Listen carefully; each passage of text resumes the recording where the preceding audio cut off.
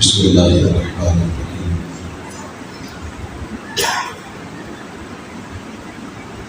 الحمد للہ رب العالمین، والصلاة والسلام علی سیدنا محمد صلی اللہ علیہ وسلم رسول النبی الکریم الامین الحمید الرؤوف الرحیم، اما بعد فاعوذ باللہ السمیع العلیم من الشیطان اللعین الرجیم، بسم اللہ الرحمن الرحیم۔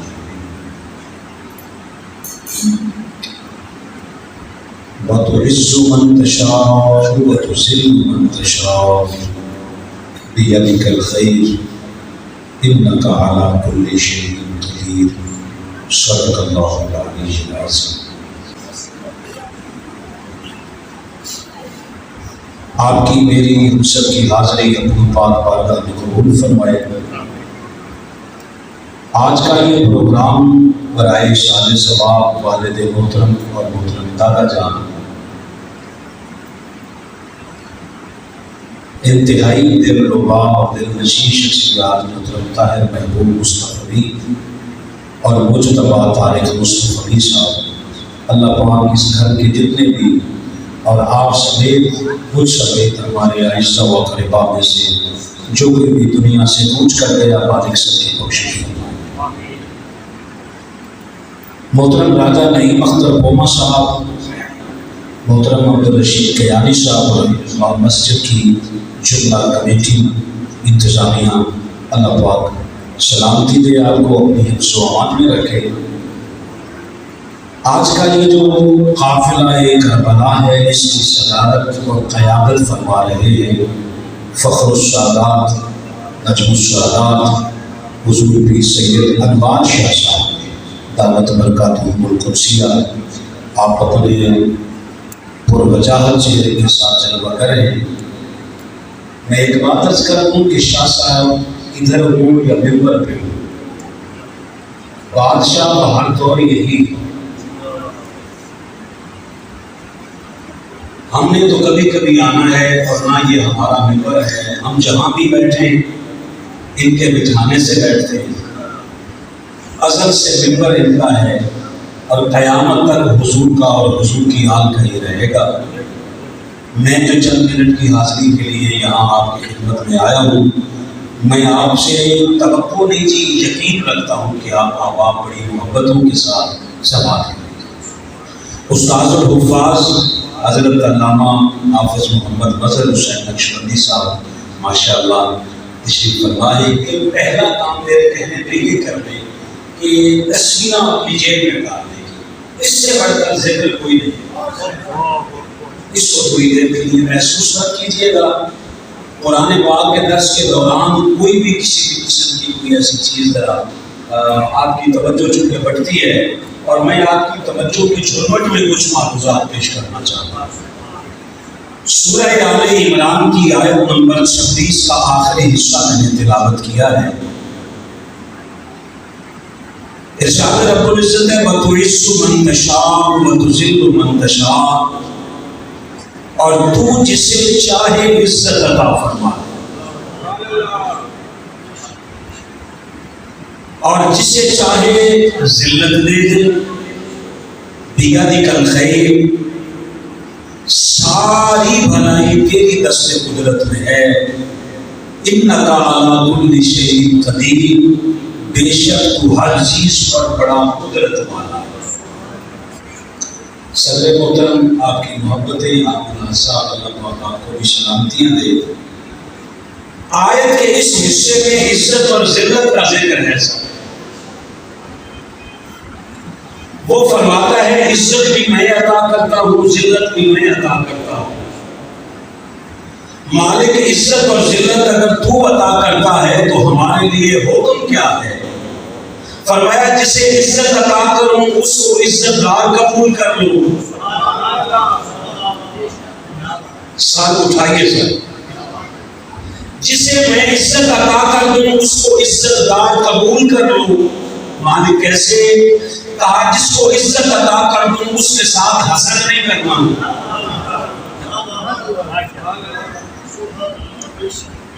لوگ حیران ہوتے کہ کل تک کربلا ولا تقولوا لمن یقتل فی سبیل اللہ سے پڑھا جاتا تھا، جیسے جیسے وقت گزرتا جائے گا الحمد کی الف سے لے کر والناس کی سین تک ایک ایک حرف سے کربلا نکلے گا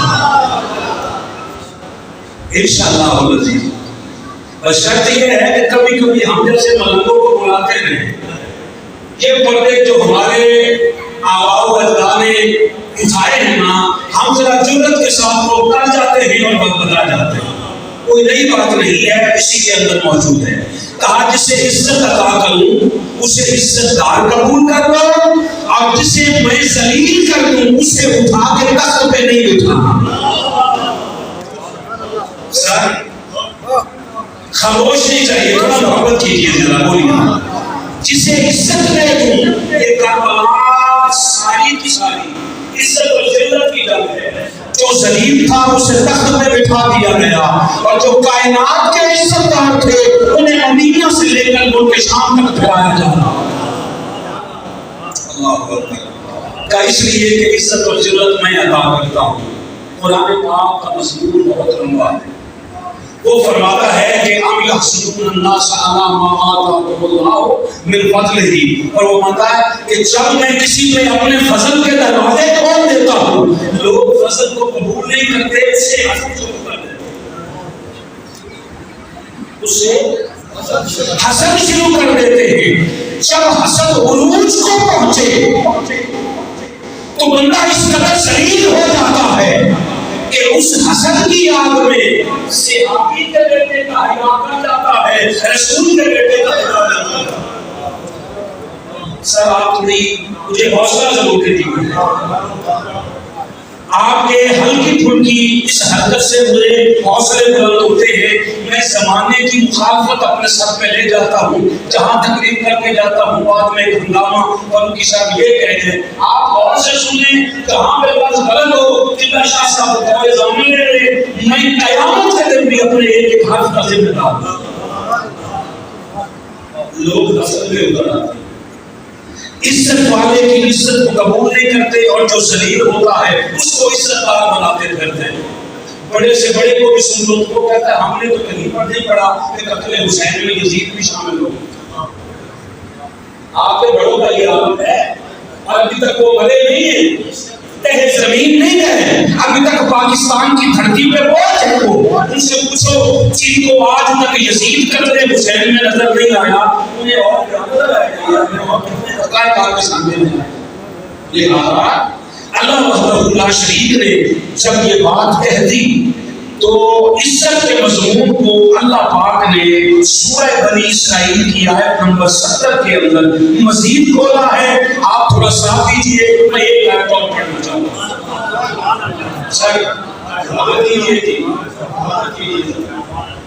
سورہ بنی اسرائیل ہے جی، آیت نمبر 70 ہے. ارشاد رب العزت ہوا وَلَقَدْ كَرَّمْنَا بَنِي آدَمَ.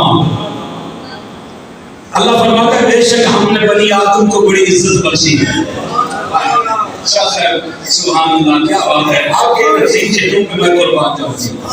اللہ فرماتا ہے میں نے بنی آدم کو، آپ صرف سیدوں کی بات نہیں ہوتے،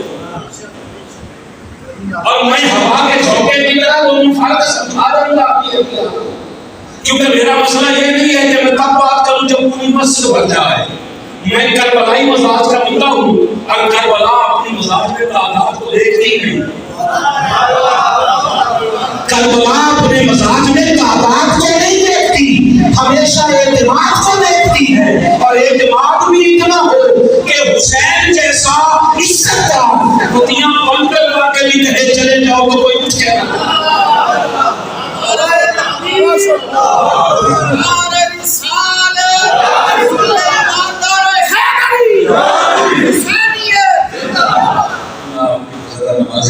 آپ نے کمال کر دیا، حاصلے بلند ہو گئے. اللہ نے کہا میں نے بنی آدم کو عزت دی ہے. اچھا بنی آدم کو اللہ عزت دے. بنی آدم کہتے ہیں آدم دے بیٹو. صدر بولو گا آپ ہمارے لیے ہزار صدر مملکت ہوں تو ہم آپ پہ قربان کرتے ہیں جناب. آپ ہماری منہاج القرآن کے جیلن کے صدر ہیں. اللہ آپ کو ہمیشہ زندگی اور خوشیاں دے. میں جو بات آپ سے عرض کرنا چاہتا ہوں، بنی آدم کہتے ہیں آدم کے بیٹوں کو، آدم کی اولاد کو. لفظ بولیں جی. اللہ آدم کی اولاد کو عزت دے، لوگ قبول کر لیتے ہیں. اللہ بطول کی اولاد کو عزت دے تو قبول نہیں کرتے. مجھے آپ ایک بات بتائیے کہ تمہیں کہا کہ آپ کے سونے کا ہے. آپ اگر تمہیں میں نہ ہوتے تو سو رہے ہوتے، تو یہاں کیوں سو رہے؟ تھوڑا جاگیے. اس سوئی ہوئی امت کو جگانے کی ذمہ داری ہم جیسے ملکوں کی ذمہ ہے. تھوڑا جاگیے گا. اللہ بطول کے بیٹوں کو عزت دے تو قبول نہیں. میں نے ایک طرح یہ لفظ بولا، ایک حضرت صاحب کو لے کے نہ سکے تو بیٹھ کے کر لگے. میں سمجھ گیا میرے کہ کیا مسئلہ ہے. خیر وہ مجھ سے زیادہ ضرورت مند تھے، وہی صاحب میں بیٹھے بول پڑے. کہتے آدم کے بیٹے اور ہیں، بطول کے بیٹے اور ہیں. میں نے کہا کہ کمال کی بات آپ نے کی ہے، جرت کی ہے. میں آپ کی جرت کو سلام کرتا ہوں، مگر مجھے اس بات کا تو نہیں پتا اس نے ایک تقسیم رکھی ہے کہ آدم کے بیٹوں پہ صدقہ حلال ہے، بطول کے بیٹوں پر صدقہ حرام ہے.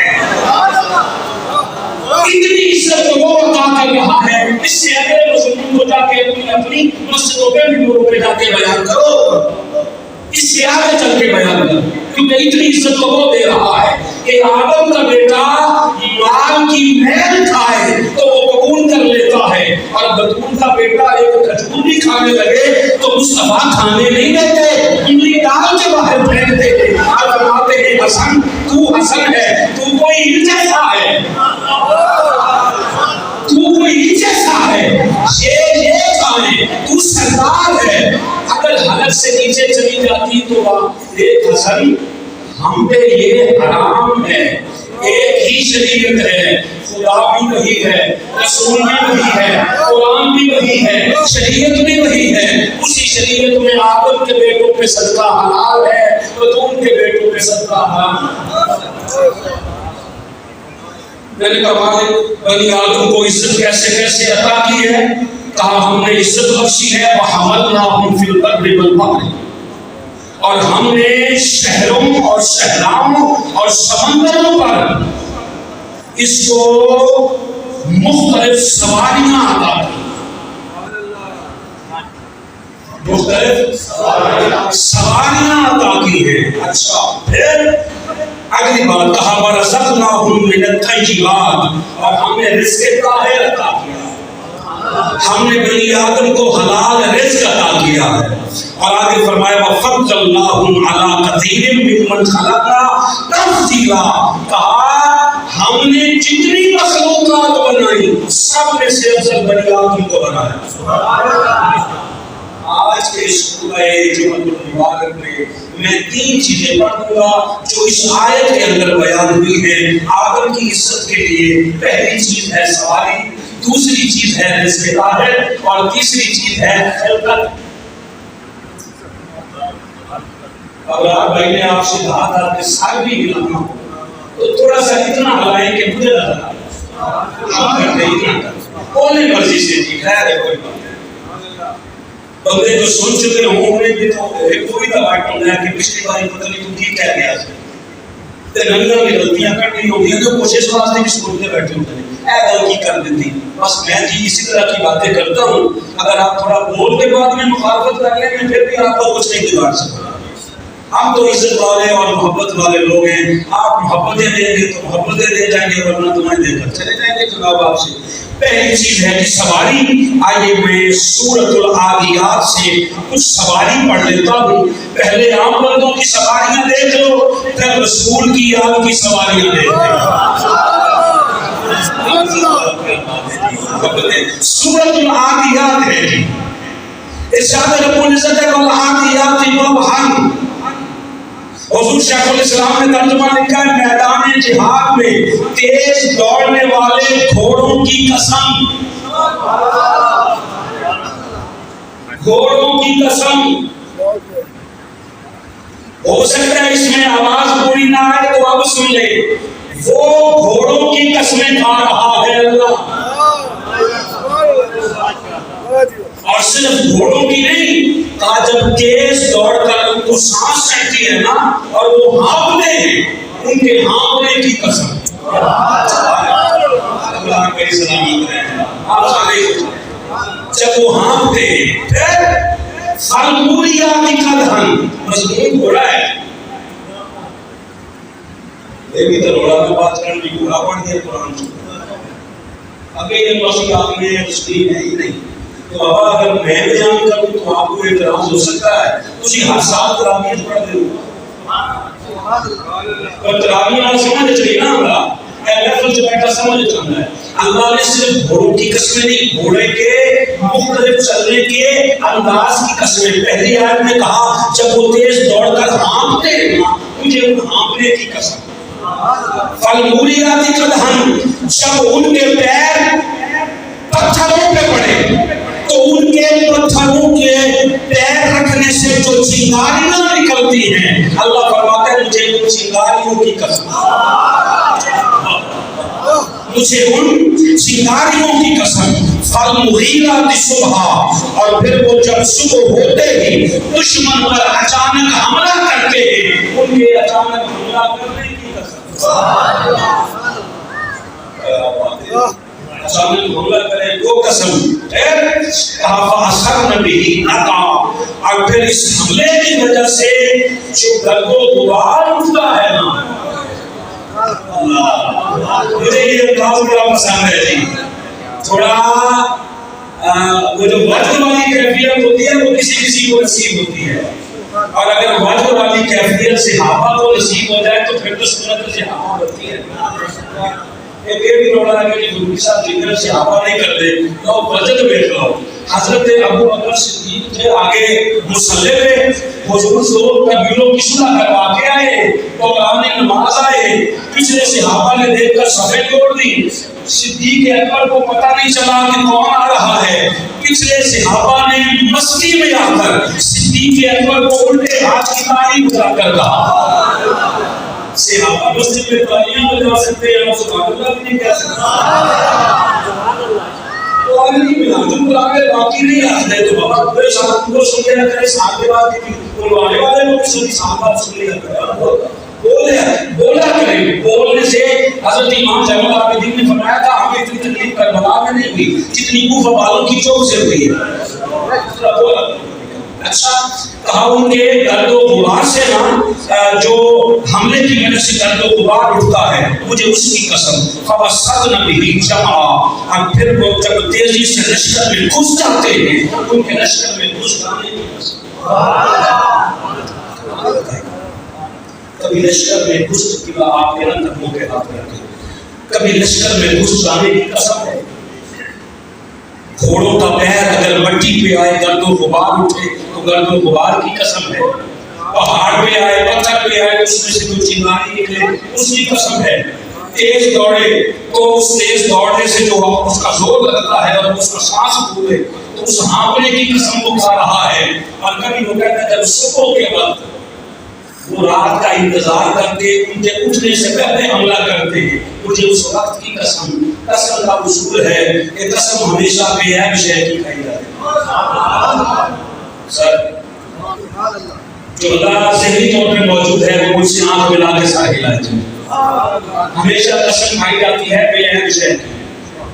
ہم کہتے ہیں آپ کی قسم، اپنی کی نہیں، اگلے کو خود سے بے عیب سمجھو۔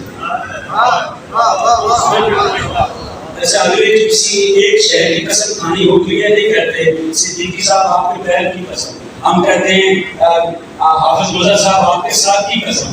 کیوں کہ سر اتنا بلند ہے نا، پیر اتنے بلند نہیں۔ یا قسم بے عیب کی کھائی جاتی ہے یا بلند کی کھائی جاتی ہے۔ ہم کہتے ہیں اللہ کی قسم، اللہ بلند بھی ہے، اللہ بے عیب بھی ہے، تو ہم اس کی قسمیں کھاتے ہیں، وہ گھوڑوں کی قسمیں کھا رہا ہے۔ میں نے کہا مالک ہم تو تیری قسمیں کھاتے ہیں کہ تو بے عیب ہے، تو گھوڑوں کی کیوں؟ کہا یہی تو تجھے بتانا ہے، جس کی نسبت مصطفیٰ کے مجاہد کے ساتھ ہو جائے وہ بے عیب ہو جاتا ہے، تو جس کی رگوں میں خون ہی مصطفیٰ کا ہو سلامت رہیے گا. جس کی رگوں میں خونی مصطفیٰ کا ہو وہ کتنے بے عیب ہوں گے. اللہ اکبر. علماء سے پوچھا کہ یہ جس گھوڑے کی بات ہو رہی ہے یہ کون سا گھوڑا ہے؟ ایک بات یاد رکھیے گا کہ بھولیے گا نہیں، قرآن کریم کے ساتھ متفق ہونا ضروری ہے. قرآن کریم کی تفسیر کرنے والوں کے ساتھ متفق ہونا ضروری نہیں ہے. پھر اور سنیں اس کا ترجمہ جن لوگوں نے کیا ہے، ترجمے کے ساتھ بھی محترم ہم سارے متفق نہیں. اگر سارے متفق ہیں تو وَمَكَرُوا وَمَكَرَ اللَّهُ وَاللَّهُ خَيْرُ الْمَاكِرِينَ کا ترجمہ کیا گیا اللہ سب سے اچھا مدد کرنے والا ہے. آپ متفق ہیں؟ اس کا مطلب ہے آپ ترجمے کے ساتھ بھی اختلاف کر کے بھی پکے مومن ہیں. اور ہم اگر تفسیر کے ساتھ اگر اختلاف کر لیں اور نہ مانیں تو ہم کافر کیوں ہو جاتے ہیں؟ ترجمہ لفظوں کا پابند ہوتا ہے اور تفسیر مفسر کی ذاتی رائے ہے، اس کی اپنی رائے ہے. آپ ایک بات یاد رکھیے گا، ذہنی جو مذہبی جنونیت ہے نا اس میں سے نکلے، اپنے آپ کو تھوڑا وسیع کریں. جہالت کی وجہ سے مذہبی جنونیت پیدا ہوتی ہے اور جہالت کم علمی کی وجہ سے ہوتی ہے. حضور شیخ الاسلام فرماتے ہیں جتنا علم آتا جاتا ہے بندے کا اتنا زیادہ وسیع ہوتا ہے، وہ پھر مسلکوں کی بات نہیں کرتا. سر آپ کے بیٹھنے کو شوق کو تو تھوڑا بولا نہیں کرے، بڑے حوصلے والے لوگ ہیں. جس نے مسلک بنائے ہیں اس سے بات کرنے میں قرآن پہ ہاتھ رکھ کے کہہ رہا ہوں مسلک اللہ نے نہیں بنائے بندوں نے بنائے. علماء کے اختلاف نے مسلک بنائے ہیں. ہم نہیں مانتے تیرے بنائے ہوئے مسلکوں کو، ہم حضور کی امت کو مانتے ہیں. ڈاکٹر طاہر القادری کا اور ان ملائیت کا اختلاف اس بات کا ہے کہ انہوں نے امت کو توڑ کر فرقے بنائے تھے، ہم پھر سے فرقے توڑ کر ایک امت بنانے کی کوشش کر رہے ہیں. اگر صرف مسیح ہوتا ہے تو اختلاف کے باوجود بھی بندہ مل بیٹھا. اوپر امن کمیٹیوں میں نہیں بیٹھتے سارے امن کمیٹیوں میں سارے علماء نہیں بیٹھتے. ایسا اوپر اسلام آباد میں نہیں بیٹھتے، وہاں بیٹھنے سے کہا نہیں ٹوٹتا تو یہاں بیٹھنے سے کہا کیسے الیکشن میں بھی اکٹھے ہوتے ہیں کہ شاہ صاحب فرمانے اور آپ اس بات کو مانتے ہیں. لہذا ان کی مرضی کے بغیر بیٹھے. جب آپ کا ذرا وسیع ہو جائے گا نا اور منہاج القرآن کی تربیت میں آئیں گے تو ہم آپ کو بتاتے ہیں علماء سے اختلاف کافر نہیں بناتا، اللہ اس کے رسول سے اختلاف کافر بناتا. اللہ میں نے علماء سے پوچھا، میں نے کہا کہ جس گھوڑے کی بات ہو رہی ہے تو وہ میں نے جس سے پوچھا تھا سر منہاج صاحب اور آپ سارے عزت والے لوگ، جس سے میں نے پوچھا وہ ایک جہادی تنظیم کے عالم میں پاکستان میں ان کی بہت بڑی جہادی تنظیم، وہ سمجھ گئے. مجھے کہنے لگے بلوچی صاحب یہ ایک مجاہد کا گھوڑا ہے اللہ جس کی قسم کھا رہا ہے. جیل والے کو تھوڑا جا مسکرائی پہ ہو جاتا ہے. مجاہد آپ جہادی تنظیم والا مجاہد کی بات نہیں کرے گا. میں نے کہا کشمیر والے مجاہد، فلسطین والے کون سے؟ کس گھوڑے کس مجاہد کی؟ کہتے جی جو بھی مجاہد ہو. میں نے کہا جی بسم اللہ. کہتے جی آپ کو اختلاف ہے؟ میں نے کہا اللہ کی قسم نہیں، بس آپ کو اتنی بات بتانی ہے جس گھوڑے پہ مجاہد بیٹھ جائے اس گھوڑے کی یہ شان ہے، اس مجاہد کی شان کتنی ہوگی؟ اس مجاہد کی شان کتنی ہوگی؟ کہتا جی برابر ہے. میں نے کہا پھر جب حضور کا امتی، حضور کا غلام کسی گھوڑے پہ سواری کرے تو سواری اتنی عزت والی ہو جاتی ہے جس کی سواری خود مصطفیٰ بن جائے، جس کی سواری خود مصطفیٰ بن جائے اور مصطفیٰ کندھوں پہ بٹھا کر اللیل کی زلفیں حسین کے ہاتھ میں لے کر ادھر مڑے جدھر حسین چاہے.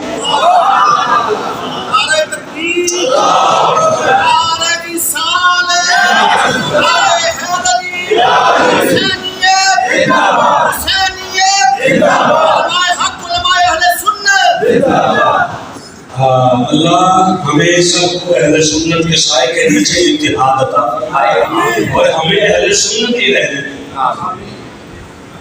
آمین. جی یہ بھی تکبر نہیں ہوتا ہے کیا سنت پڑھانے والا یا پڑھانے والا نہ جی ہم سے پوچھے دادا صاحب والا جی اور میں آگے بات کر کے سے اللہ لینا کوئی تو جو کہ تو میں ہی بول دوں خواجہ معین الدین چشتی والا اہل سنت حضور کے صحابہ والا اہل سنت وہ چاہیے تمہارے والا نہیں جی جو 150 سال پہلے بنے وہ جب یہ نہیں تھے وہ جو بتا گئی کس اہل سنت میں تھے میں بھی اہل سنت میں سے اور ان کو مانتا اس کے علاوہ نہیں مانتا بھلے آپ اس کو بڑھا چڑھا کر کہاں سے کہاں تک پہنچاتے ہیں میں بواد نہیں ہوں ہم ہیں سیدھی سیدھی بات کرنے والے یہ حاضر قرآن سے میرا عقیدہ ایمان کا ہے عقیدت کا تعلق خالی نہیں مگر ہماری تربیت کا اثر یہ ہے کہ کوئی بندہ میں حاضر قرآن کو نہ مانے ہم اسے کافر نہیں کہتے کام ہے تو آپ بھی کہہ دیں کہ جو آپ کی علماء کو نہ مانے وہ کافر نہیں ہوتا آپ تو کہتے ہیں ہلکی سی بات آ جائے آپ کہتے ہیں اس کا منافق ہے وہ کافر ہے نہ بابا اس سے پہلے بھی گاڑی کبھی روک لیا کرے یہ کافر منافق کہنے کا ٹھیکیداری چھوڑ نہیں آ رہا اور اہل سنت سے نکالنے کی کمال ہو گیا شب محرم میں نکالتے ہیں کہ ربیع الاول کے سیزن میں زیادہ خوف کرے کہ سیزن لانے کا ہے جانے کا نہیں اس میں لوگوں کو لایا کرے اس میں لوگوں کو عزت دے کر بٹھایا کرے کبھی ذکر آل رسول سنائیں جب غم کی بات آ جائے تو حسین کا ذکر سنا دیں اور جب خوشیوں کی بات آ جائے تو ربیع الاول میں مصطفیٰ کا میلاد منا لیا کرے غم اور خوشی دونوں آپ کے دامن میں پہلے سے موجود ہے اس آیت مقدسہ میں آگے کی چیز بیان ہوئی تھی پور ہوئی تھی رزق طاہر رزق طاہر کی طرف اپنی منزل کی طرف بڑھیں گے بسم اللہ الرحمن الرحیم ہمارا المیہ یہ ہے کہ ہم رزق طاہر جتنا زور ہم نے فتنہ باریت پہ لگایا ہے جتنا امت کو بتایا ہوتا کہ ام العبادات رزق حلال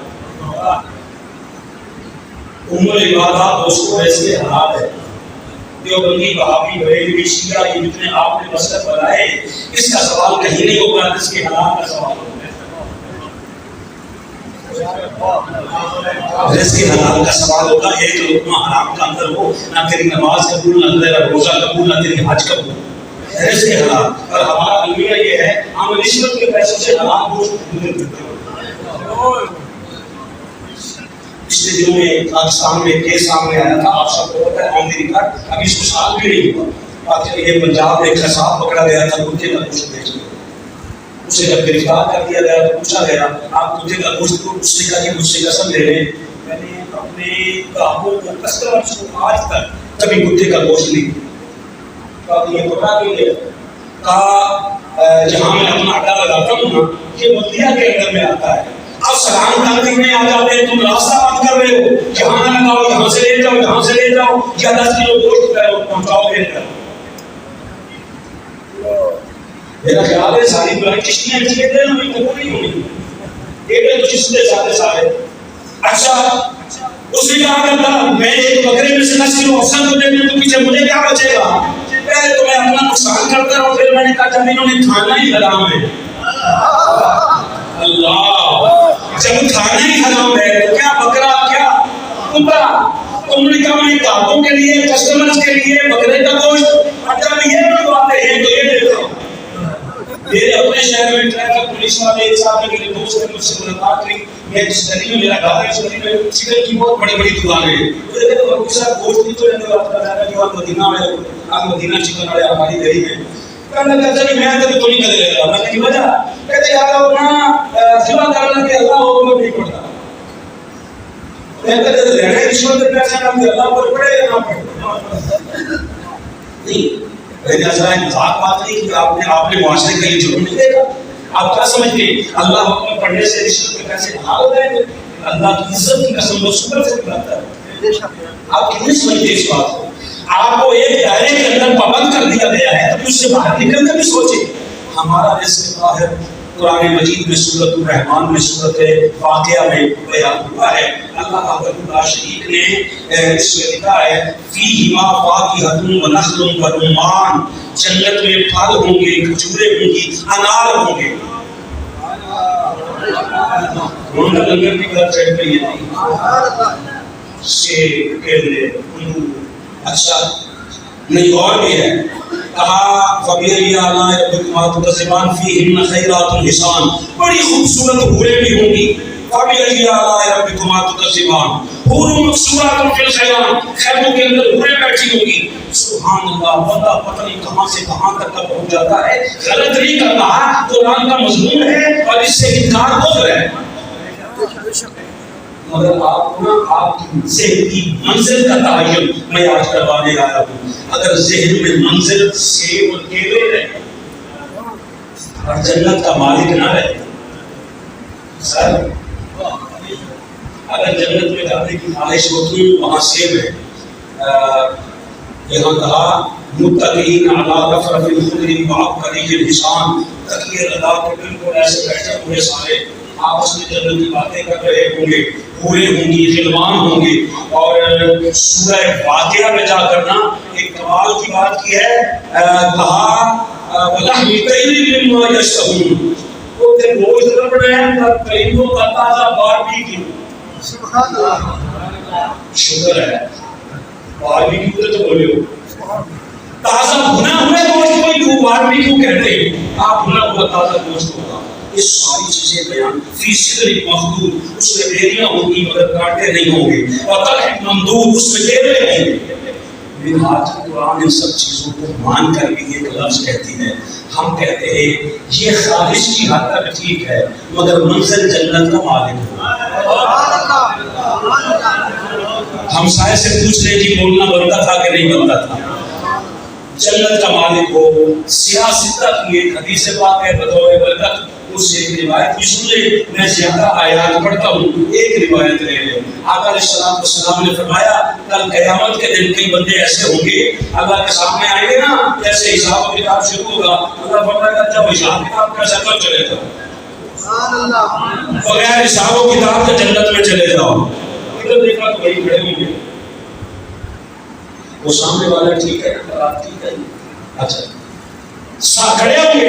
پوچھا خیریت ہے، جاتے کیوں نہیں؟ تو وہ جواباً قبلہ بغیر عرض کرتے، کہتے مالک تیرا حکم سارا ہم پر، مگر ہم نے زندگی میں عبادت جنت کے لیے نہیں کی. ہم نے جنت کے لیے عبادت نہیں کی تھی جو تو ہمیں جنت میں بھیج رہا ہے. تو کس کے لیے کی تھی؟ کہا فقط تیرے چہرے کے دیدار کے لیے، تیرے دیدار کے لیے. تو اللہ فرمائے گا چلو باقی سارے جنت میں جا کر نعمتیں کھا لو، تم اس حصے میں آ جاؤ جہاں میں تجھے تکتا ہوں، تم مجھے تکتا. آپ کا رزق سورۃ الرحمن میں اور سورہ واقعہ میں لکھا ہے جنت کا. میں نے کہا میرے مالک آپ جنت تجھ سے مانگے، تجھ سے جنت مانگے تو ہمیں جنت عطا کر دے. اس نے اس سوال کا جواب سورہ مریم کی آیت نمبر 63 کے اندر دیا ہے. آپ کہیں تو میں آیت پڑھ دوں. جو لوگ ذہنی طور پہ موجود بیٹھے ہیں مجھ سے آنکھ ملائیں جی، میں آپ کو جنت کے وارثوں کی بات بتاؤں. سورہ مریم ہے، آیت نمبر 63 ہے. جنت کا سارا نقشہ ذہن میں رکھ لو. ہر اچھی چیز جنت میں ہوگی، موت نہیں ہوگی. جنت میں ہر شے ہے، جنت موت نہیں. میرے اور میرے کو پھر سن رہے ہو، جنت میں ہر شے ہے مگر موت نہیں. فیصلہ ہو گیا کہ جنت میں ہر شے ہے مگر موت نہیں. یہ آپ کا فیصلہ ہے اور حضور کا فیصلہ ہے کہ ماں بین بینی و ممبری روضۃ من ریاض الجنہ، میرے ممبر اور گھر کے درمیان کا حصہ جنت کا ٹکڑا ہے. اس جنت میں ابو بکر بھی ہے، عمر بھی ہے. جو موت ابو بکر اور عمر کا کچھ نہیں بگاڑ سکی وہ مصطفیٰ کو خاک میں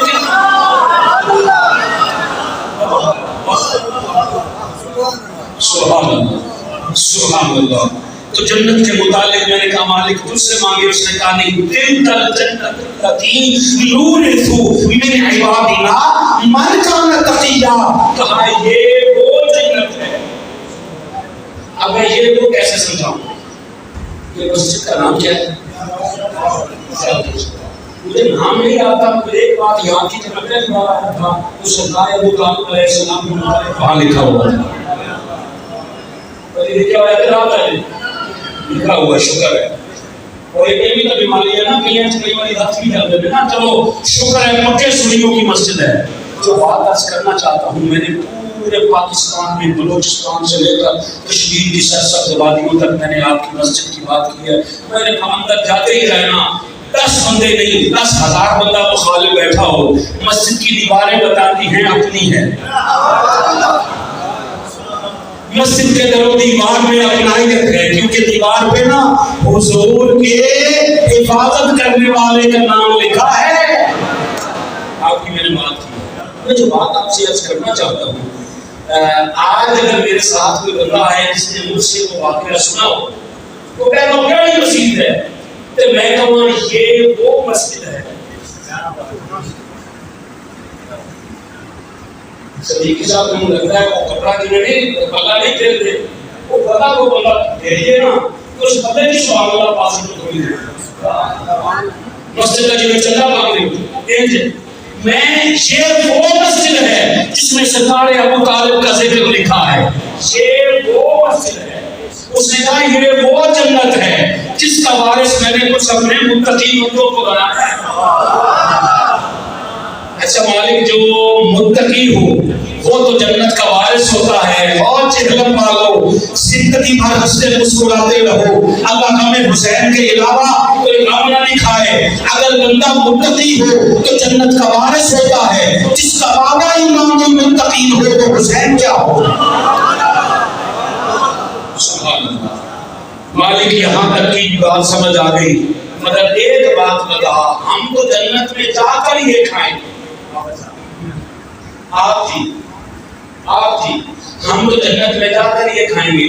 مالک جنتیوں کا رزق کیا ہے جو پہلے سے موجود ہے جو پہلے سے ہیں وہ کیا لیتے ہیں. سورۃ الدہر میں کہا ایک ذکر ہے 3 دن در زہرا پہ ایک سایہ آتا رہا. سورۃ الدہر ہے 8 نمبر آیت ہے وَيُطْعِمُونَ الطَّعَامَ عَلَىٰ حُبِّهِ مِسْكِينًا وَيَتِيمًا وَأَسِيرًا. 3 دن آیا این افطاری کے لمحے صبح کے وقت بھی آ سکتا تھا افطاری کے وقت کیوں آیا اور باقیوں کے روزے نہیں تھے یا منت کے روزے تھے. میں نے کہا مالک شہری کے وقت بھجواتا تو نہ ہوتی کاش شہری کے وقت بھجواتا تھے پتہ نہیں کوئی دیکھتا نہ دیکھتا. میں افطاری کے ٹائم بھیجا ابھی سارے رقم دیکھ رہے ہیں ساری امت کو بتائیں کہ 3 دن ساحل آتا رہا اور ہمیں اسلام کہتا ہے ضرورت سے زیادہ ہو تو ساحل کو دے دو. اسلام کے مالک کہتے ہیں اپنے حصے کا بھی دے دو. جناب فضا نے سارا اٹھا کے اپنے حصے کا بھی دے دیا. غلامی کا طریقہ بتایا. غلامی کا طریقہ یہ ہوتا ہے کہ اگر آقا نہ کھائے تو غلام بھی نہ کھائیں. نہیں ایک لفظ مجھ سے سن لیں اگر آقا مالک نہ کھائیں تو غلام بھی نہ کھائے. تو بابا اسی بات کو اپلائی کر لو. اگر محرم کے دنوں میں رسول غم زدہ ہو تو امت شادیاں کیسے کرتی پھرے. آپ ذرا آپ کہیں گے حرام حلال ہمارا حرام حلال کا مسئلہ نہیں ہے. رسول کے گھر سے جن دنوں میں 72 جنازے اٹھ رہے ہو چلو اتنی بات سمجھ گئے. وہ جو 3 دن آتا رہا 3 دن اسے اللہ ہوتا رہا. آپ 10 تفسیریں اٹھا کے دیکھ لیں اس میں سے کئیوں نے لکھا ہے کہ یہ آنے والا فرشتہ آنے والا کیا تھا فرشتہ تھا. میرے تک دیکھ رہے تو ہو رہے ہیں فرشتہ تھا لے کے دے دیں مگر ہمیں لے کے دینے کی ضرورت نہیں. کئی مفسرین نے لکھا ہے کہ فرشتہ تھا. میں نے کہا پھر مان جائیں در زہرا پہ فرشتے بھی بھکاری بن کے آتے ہیں. در زہرا پر فرشتے بھی بھکاری بن کے آتے ہیں. اگر فرشتے یہاں سے لے کے جاتے ہیں حضرت عثمان غنی نے حضور کی دعوت کی تھی رضی اللہ تعالیٰ عنہ. میں دعوت ہے آپ کی میری طرف مگر ایک کام کریں حضور آپ خود نہ تشریف لائیں. جب کھانا تیار ہو جائے گا حضور میں آپ کو لینے آؤں گا پروٹوکول کے ساتھ نبی کی عزت کے ساتھ غلامانہ انداز کے ساتھ میں حضور آپ کو لے کے جاؤں گا. فرمایا ٹھیک. حضرت عثمان غنی کے گھر دعوت تیار ہوگی آپ لینے کے لیے آئے. حضور آگے چلے حضور نے اسے اٹھ کے دیکھا تو حضرت عثمان حضور کے قدم گر رہے قدم گر رہے تھے، اور اے عثمان کیا گر رہے ہو؟ عرض کرتے آپ میں آپ کے قدم گر رہا ہوں، کیا کرو گے؟ حضور آپ اپنے گھر سے چل کر میرے گھر تک جتنے قدم اٹھائیں گے میں ہر قدم کے بدلے میں غلام آزاد کروں گا۔ اس دعوت میں مولا کائنات بھی ساتھ تھے، تشریف لے گئے، دعوت ہو گئی، جو وہاں تھا کھا لیا، واپس آئے، مولا کائنات نے گھر میں آ کر دعوت عثمان کی بات کر دی۔ سیدہ کائنات نے کہا آپ کی دعوت حضور کو آپ کہہ رہے ہیں، آپ گئے ہو۔ مولا کائنات ان کے حضور کی خدمت میں جا کر عرض کی آقا کل آپ کی دعوت ہماری طرف ہے۔ کہا ٹھیک ہے۔ اگلے دن دعوت ہو گئی، حضور اکیلے نہیں آئے، ساتھ میں غلاموں کو بھی لائے، ساتھ میں غلاموں کو بھی لائے، دسترخوان لگایا، ابھی شروع کرنے لگے نا، سرکار نے فرمایا صحابہ یہ جو کھا رہے ہو کھانا پتہ ہے کہاں سے آیا ہے؟ اللہ میرے مالک جہنم کے پانی میں مزید ترقیاں دے کے ان کا ہاضمہ اور اچھا ہو جائے۔ حضور نے فرمایا صحابہ پتہ ہے یہ کھانا کہاں سے آیا ہے؟ صحابہ عرض کرتے آقا آپ بتائیے۔ اللہ کی عزت کی قسم یہ دونوں ہاتھ میرے قرآن پہ ہیں، حضور نے فرمایا کہ فاطمہ کے گھر میں نہیں پکا، یہ جنت سے آیا ہے۔ جس کے گھروں کے کھانے کا تعلق جنت میں جانے کا اور جنت سے آنے کا ہو ان کا رزق ہم جیسا۔ آخری ہے خدمت کے متعلق پڑھ کے اجازت چاہتے ہیں، بسم اللہ الرحمن الرحیم۔ سورہ مومنون ہے، آیت نمبر اس کی ہے جی 101۔ وحدہ اللہ شریف نے فرمایا فَإِذَا نُفِخَ فِي الصُّورِ فَلَا أَنْسَابَ بَيْنَهُمْ يَوْمَئِذٍ وَلَا يَتَسَاءَلُونَ۔ کہا ایک دن آئے گا جس میں سارے نسب کاٹ دیے جائیں گے۔ آپ کی برکت میں جو ماں ہے وہ دنیا میں ماں، جو دنیا میں باپ ہے وہ دنیا میں باپ ہے۔ قیامت کے دن یوم یفر المرء من اخیہ وامہ وابیہ، اس دن نہ ماں ہے نہ باپ ہے نہ کوئی اور رشتہ ہے، کوئی رشتہ کام نہیں آئے گا، سارے نسب کاٹ دیے جائیں گے۔ حضرت عمر فاروق رضی اللہ تعالی عنہ سے روایت ہے، حضور نے فرمایا سارے نسب کاٹ دیے جائیں گے۔ حضور آپ کا بھی فرمایا نہیں مصطفیٰ کا نسب سلامت رہے گا، مصطفیٰ کا نسب سلامت رہے گا۔ مجھے دیکھیے میں 2 سے 4 منٹ کے اندر نا ایک بات آپ سے عرض کرنا چاہتا ہوں اور پھر اجازت چاہتا ہوں۔ اللہ نسب مصطفیٰ کا اتنا حیا فرماتا ہے کہ قیامت کے دن بھی کٹے گا نہیں۔ آپ کا یہ اٹھا ہوا ہاتھ میں اپنے سر پہ لیتا ہوں، جی کیا بات ہے، یہ سماج کا ایک انداز ہوتا ہے۔ اللہ نسبت نسب مصطفیٰ کا حیا کر رہا ہے کیونکہ اللہ عزت خود دینے والا۔ اللہ جس کے نسب کو کاٹ دے وہ دوبارہ بنا نہیں سکتا، اور جس کا نسب سلامت رکھے اس نسب کو پھر کوئی کچھ کہہ نہیں سکتا۔ اب جو بات آپ سے عرض کرنی ہے، اللہ نے قیامت کے دن نسب مصطفیٰ کا اتنا حیا کیا۔ کلمہ پڑھنے والوں نے کربلا میں حیا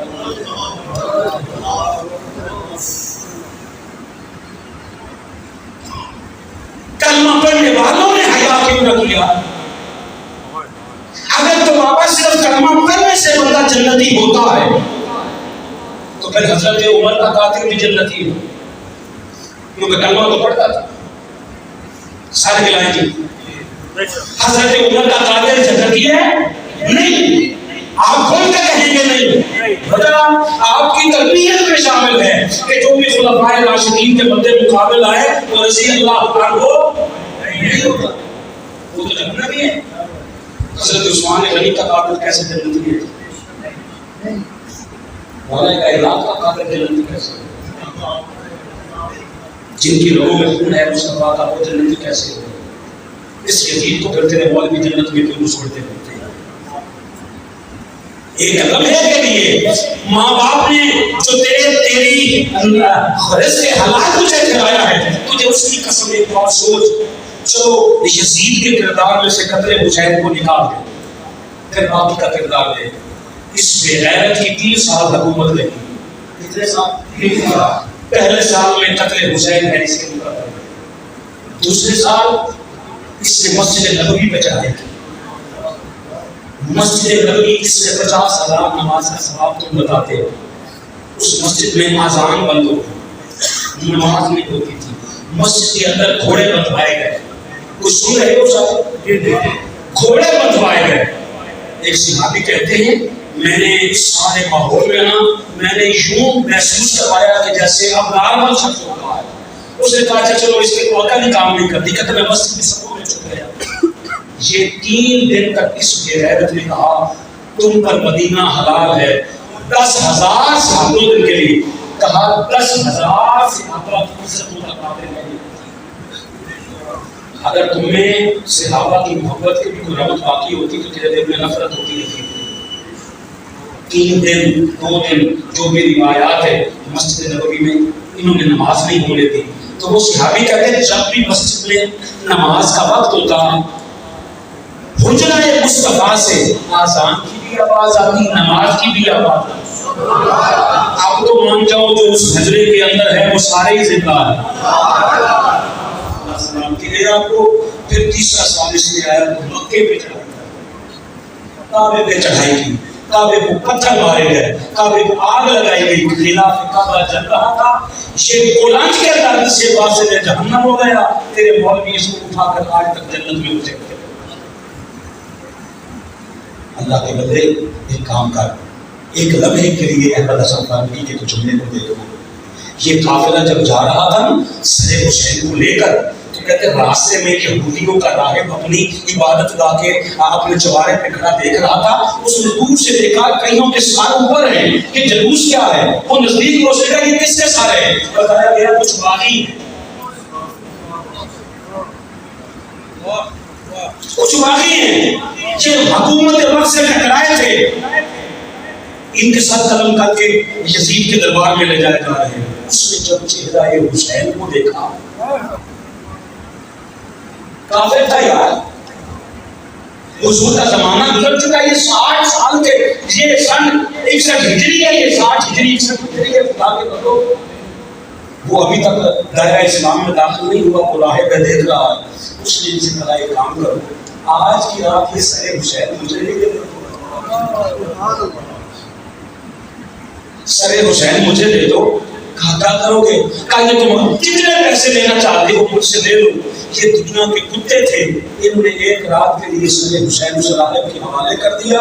وہ راہب ساری رات سر حسین کو کشت میں ڈال کر سامنے بیٹھا رہا, چہرہ حسین کو صاف کرتا اور دیکھ کے کہتا مجھے سمجھ نہیں آئی اتنا حسین چہرہ انہوں نے تن سے جدا کیسے کر دیا.